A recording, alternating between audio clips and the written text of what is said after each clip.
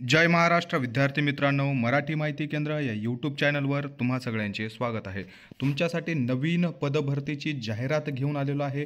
आदिवासी विकास महाराष्ट्र राज्य यांच्याद्वारे नाशिकसाठी एक पदभरती जाहीर झालेली आहे आणि त्याविषयी आपण आज डिटेल्समध्ये माहिती पाहणार आहोत।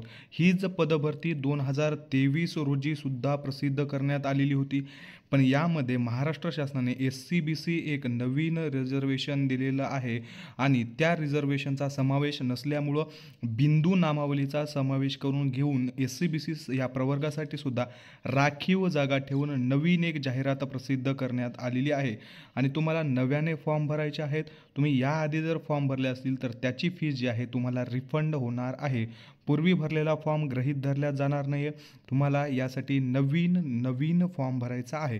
तर चला याविषयी आपण डिटेल्समध्ये माहिती पाहू। मित्रांनो, व्हिडिओला सुरुवात करण्यापूर्वी आपल्या चॅनलला नक्की सबस्क्राईब करा आणि अशाच नवनवीन माहितीसाठी बेल आयकनला क्लिक करून ठेवा। आदिवासी विकास विभाग शासन निर्णय क्रमांक जो दिनांक 26 नोव्हेंबर 2024 अन्वये सुधारित आकृतिबंध मंजूर करण्यात आलेला असून शासन निर्णय जो आहे 31 ऑक्टोबर 2024चा त्याच्यानुसार विभागात सुधारित आकृतिबंध मंजूर झालेला आहे आणि त्याच्यामध्ये रिक्त पद जे आहेत ते 100% भरण्यास दिलेल्या मान्यतेनुसार आयुक्त आदिवासी विकास विभाग महाराष्ट्र राज्य नाशिक हे त्यांचे अंतर्गत अपर आयुक्त कार्यालय नाशिक, ठाणे, अमरावती, नागपूर यांचे अधीनस्थ आस्थापनेवरील वर्ग 3 म्हणजे ग्रुप क याच्यातील वरिष्ठ आदिवासी विकास निरीक्षक, संशोधन सहाय्यक, उपलेखा, मुख्यलिपिक, सांख्यिकी सहाय्यक, आदिवासी विकास निरीक्षक, त्याच्यानंतर वरिष्ठ लिपिक सांख्यिकी सहाय्यक, कनिष्ठ शिक्षक, वृत्तिक अधिकारी, लघु टिंकलेखक, गृहपाल स्त्री, गृहपाल पुरुष, अधीक्षक स्त्री, त्याच्यानंतर अधीक्षक पुरुष, ग्रंथपाल सहाय्यक, प्रयोगशाळा सहाय्यक, कॅमेरामॅन, ऑपरेटर तसेच आयुक्त कार्यालयाचे सविस्तर उच्च श्रेणी लघुलेखन व निम्न श्रेणी लघुलेखन इत्यादी भूतपूर्व दुय्यम सेवा निवड मंडळाच्या कक्षेतील गट क संवर्गातील निम्न पद सरळ सेवेने पदे भरण्यासाठी खालील नमूद केलेल्या रिक्त पदांकरता पात्र उमेदवारांकडून ऑनलाईन पद्धतीने अर्ज मागवण्यात येत आहेत आणि त्याच्यासाठी ही जी लिंक आहे या लिंकवरती जाऊन तुम्हाला नवीन फॉर्म भरायचे आहेत। तर त्याच्यासाठी बघा अर्ज कधी सुरू होणार आहे आणि कधीपासून शेवटची तारीख कधी आहे, कसा अर्ज भरायचा आहे याविषयी डिटेल्समध्ये तारीख आलेली नाही आहे। जशा पद्धतीनं लिंक चालू होईल, कधीपासून फॉर्म स्टार्ट होणार आहेत, शेवटची तारीख काय याविषयी माहिती आली की तुम्हाला लगेच दिली जाईल। त्यासाठी आपलं टेलिग्राम चॅनल नक्की जॉईन करून ठेवा। भरती प्रक्रिया संदर्भातील सर्व कार्यक्रमातील बदल, सूचना वगैरे ही जी त्यांनी साईट दिली आहे या संकेतस्थळावर वेळोवेळी प्रसिद्ध करण्यात येतील। उमेदवारांनी कोणतेही पत्रव्यवहार करण्यात येणार नसून या संकेतस्थळावर वेळोवेळी प्रसारित करण्यात येणाऱ्या सूचनांची दखल घेऊन त्यानुसार कार्यवाही करण्याची दक्षता उमेदवारांनी घ्यायची आहे। तुम्हाला कशा पद्धतीचं पत्र किंवा मेल वगैरे येणार नाही। या भरतीविषयी तुम्हाला अपडेट मिळवण्यासाठी त्यांनी जे संकेतस्थळ दिले याच्यावरती तुम्हाला वेळोवेळी चेक करत राहायचे। त्याचबरोबर तुम्हाला आपलं यूट्यूब चॅनल सबस्क्राईब करून ठेवायचं आहे, टेलिग्राम चॅनल जॉईन करायचं आहे, त्याच्यावरती सुद्धा तुम्हाला जसं अपडेट येत जातील तशी माहिती पुरवली जाईल। तर यामध्ये सरळ सेवेने भरायचे पदाचा तपशील कशा पद्धतीने आहे बघा। वरिष्ठ आदिवासी विकास निरीक्षक याच्यामध्ये SCBCसाठी एक जागा आहे, एकूण 7 पदं आहेत। त्याच्यानंतर दुसरं पद संशोधन सहाय्यक रिसर्च असिस्टंट त्याच्यासाठी एकूण 4 पदं, SCBCसाठी जागा नाही आहे। पुढचं पद बघा उपलेखा मुख्यलिपिकचं आहे, त्यामध्ये एकूण 16 पैकी 2 SCBCसाठी पदं आहेत। पुढचं पद आदिवासी विकास निरीक्षक त्याच्यासाठी एक पद आहेत, EWS किंवा इतर मागासवर्ग आणि SCBCसाठी पद नाही आहे। त्याच्यानंतर वरिष्ठ लिपिक सांख्यिकीसाठी एकूण 61 पदं आहेत, त्यापैकी SCBCसाठी 6, EWSसाठी 6, इतर मागासवर्गासाठी 8 आणि अराखीव 19 असे 61 पदे भरून घेण्यात येणार आहेत। त्याच्यानंतर पुढचा आहे स्टेनो टायपिस्ट लघुटंकलेखक, त्यासाठी एकूण 3 पदं भरून घेण्यात येणार आहेत। पुढचं पद आहे बघा गृहपाल पुरुष 14 पदं आहेत, 10 एकूण आरक्षित आणि 4 अनरिझर्व आहेत, त्या पद्धतीनं भरून घेण्यात गृहपाल स्त्रीसाठी सुद्धा 10 पदं भरून घेण्यात येणार आहेत, 4 राखीवसाठी ठेवण्यात आलेले आहेत।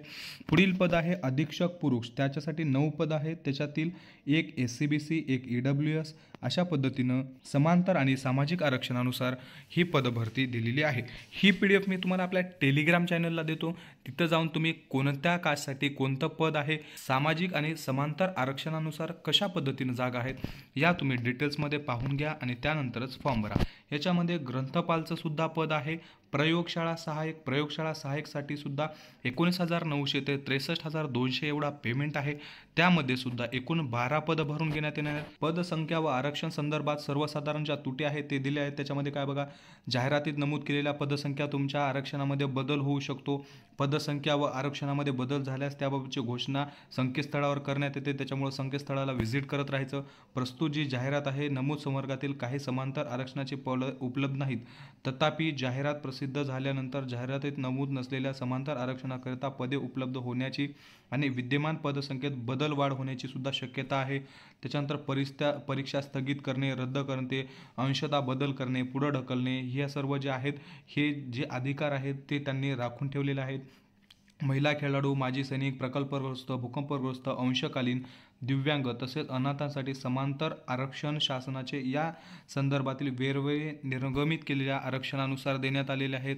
आरक्षणाबद्दल तरतुदी आहेत त्यांनी दिलेल्या आहेत. खुल्या प्रवर्गातील उमेदवारांकरता विहित केलेल्या वयोमर्यादा तसेच इतर पात्रता विषयक निकषांसंदर्भातील अटी पूर्तता करणाऱ्या सर्व उमेदवारांना मागासवर्गीय उमेदवारासह अराखीव सर्वसाधारण पदावरील शिफारशी प्रवर्गांसाठी उमेदवारांना त्यांच्या प्रवर्गात पद आरक्षित उपलब्ध नसेल तर अर्जामध्ये त्यांच्या मूळ प्रवर्गासंदर्भातील माहिती अचूकपणे नमूद करणे बंधनकारक आहे. बघा, हे म्हणजे जर तुम्ही OBC संवर्गातील आहात आणि OBC संवर्गामध्ये त्या पोस्टसाठी एकही जागा नाही आहे आणि तुम्ही त्या पोस्टसाठी ओपनमधून फॉर्म भरत असाल तरीही तुम्हाला तुमच्या कास्टचे जे ओरिजिनल डॉक्युमेंट्स आहेत ते द्यायचे आहेत, कारण तुम्हाला त्याच्यामध्ये एज रिलॅक्सेशन मिळत असतं. त्यानंतर खेळाडू आरक्षण कशा पद्धतीचं आहे, दिव्यांग आरक्षण वगैरे, अनाथ आरक्षण, सगळ्या ज्या गोष्टी आहेत त्यांनी याच्यामध्ये पूर्ण डिटेल्समध्ये दिलेल्या आहे. विद्यार्थ्यांची पात्रता बघा, पहिलं, उमेदवार हा भारतीय किंवा महाराष्ट्राचा रहिवासी असणं कंपल्सरी आहे. तुमची वयोमर्यादा आहे, वयोमर्यादा 18 ते 38 वर्ष जे आहे ही ओपन प्रवर्गासाठी आहे.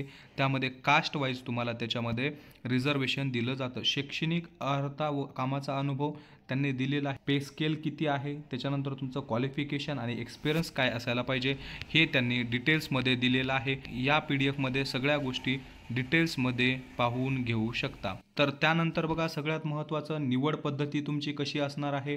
तुमची ऑनलाईन पद्धतीनं संगणकावरती बहुपर्यायी स्वरूपामध्ये पेपर होणार आहे. कॅम्प्युटर बेस्ड एक्झामिनेशन होणार आहे. या एक्झाममध्ये तुम्हाला किमान 45% गुण प्राप्त करणं गरजेचं आहे. तुमचे 100 क्वेश्चनचे 200 मार्कासाठी पेपर असणार आहे. प्रत्येक प्रश्न हा तुमचा 2 गुणांसाठी असणार आहे. तुम्हाला किमान 45% म्हणजे 90 मार्क पडणं कंपल्सरी आहे.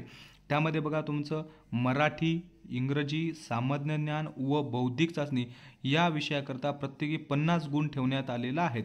म्हणजे तुम्हाला मराठीचे 25 क्वेश्चन, इंग्रजीचे 25 क्वेश्चन, सामान्य ज्ञानचे 25 क्वेश्चन आणि बौद्धिक चाचणीचे 25 क्वेश्चन असे पूर्ण 100 क्वेश्चन येणार आहेत 200 मार्कासाठी.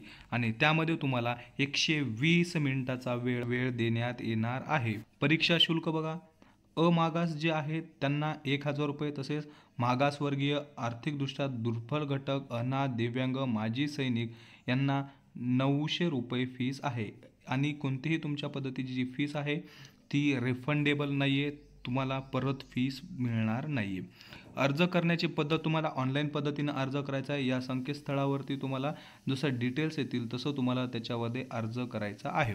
त्यानंतर ऑनलाईन पद्धतीनं अर्ज सादर करताना जी काळजी घ्यायची आहे तुम्हाला ती त्यांनी इथं दिलेली आहे. छायाचित्र कशा जोडायचं आहे, स्वाक्षरी कशी करायची आहे, तुमचा डाव्या हाताचा ठसा कसा द्यायचा आहे, याची पूर्ण डिटेल्स दिलेली आहे. हे PDF मी आपल्या टेलिग्राम चॅनलला देतो. तिथे जाऊन तुम्ही आधी डिटेल्समध्ये सविस्तर वाचा आणि नंतरच फॉर्म भरा. जर तुम्हाला दिलेली माहिती आवडली असेल तर व्हिडिओला लाईक करा, आपल्या चॅनलला सबस्क्राईब करा आणि अशाच नवीन PDF मिळवण्यासाठी आपलं टेलिग्राम चॅनल जॉईन करा. धन्यवाद.